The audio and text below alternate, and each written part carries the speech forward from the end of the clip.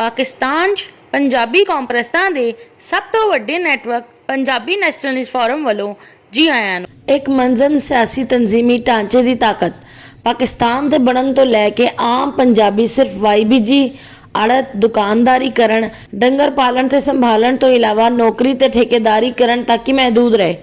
पाकिस्तान के बनन तो लैके सियासत का खेल ना पंजाबी ने सीखिया ते ना खेलिया। इसलिए सियासी तौर पर गैर मंजम होने दे करके पंजाबी एक हजूम है।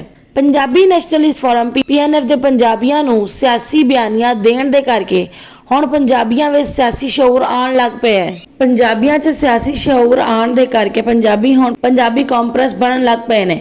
पंजाबी कॉन्फ्रेंस बनन दे करके पंजाबी हुण सियासी तौर पर मंजम होणगे। सियासी तौर पर मंजम होने दे करके पंजाबी हुण एक हजूम नहीं रहणगे। एक मंजम सियासी तंजीम बहुत वड्डे गैर मंजम हजूम ते हावी हो जाया करती है। पंजाबी कॉन्फ्रेंस बनने वाले पंजाबी जद मंजम भी हो गए तो फिर सिर्फ पंजाब दी नहीं सारे पाकिस्तान की कौमी जुबान पंजाबी होगी। पाकिस्तान ते राज पाकिस्तान की 60% आबादी पंजाबी कश्मीरी हिंदू डेरावाली का शुमार पंजाबी कौम चुंदा होगा। पाकिस्तान की बाकी 40% आबादी चो समाट ब्राहवी गिलगिती बल्तिस्तानी कोहिस्तानी चित्राली सवाती गुजराती राजस्थानी नूं भी पंजाबी दे हथों समाजी इज्जत माशी खुशहाली इंतजामी बालादस्ती इकतसादी तरक्की मिलेगी।